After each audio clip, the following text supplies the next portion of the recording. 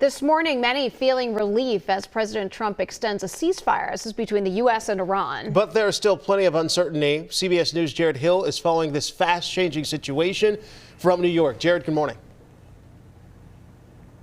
Good morning, Heather and AJ. And actually this morning we're learning that 2 ships were attacked by Iran's Revolutionary Guard in and around the Strait of Hormuz.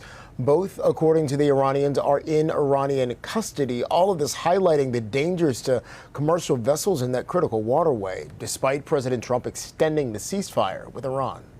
No place like this, right? New uncertainty about the war with Iran after President Trump announced he was extending the fragile ceasefire, calling Iran's government seriously fractured, adding Pakistan asked him to hold our attack until Iran can come up with a unified proposal. I expect to be bombing. The president sent mixed messaging on CNBC hours earlier Tuesday morning, threatening more attacks if Iran didn't come back to the negotiating table. I think we're in a very strong negotiating position. Democrats on Capitol Hill slammed the president's approach. Everyone seems to think that Trump has some sort of mad genius to what he's doing. Seems to me like he's just an arrogant egotist popping off in ways that aren't well thought out. Vice President J.D. Vance's trip to Islamabad is on hold, with Iran not committing to another round of talks. At issue, the U.S. military's blockade of the Strait of Hormuz, which Iran has called an act of war and thus a violation of the ceasefire. The president has vowed not to open the strait until there's a final deal.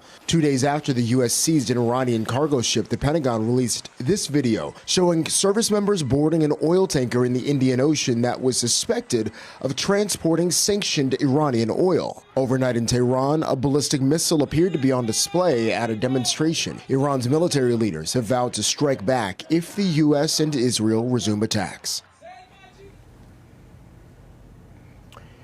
And during the course of that story, we learned that a third ship was attacked by the Iranians in the state of Hormuz. Meanwhile, yesterday's setback in peace talks nudged global oil prices up. And early this morning, Brent crude oil, which is the international standard, was trading around $98. That's up more than 30% since this war started. Again, guys, just highlighting the economic impact that this is delivering across the world. Across the world, yes, absolutely. This global impact. All right, Jared, thank you.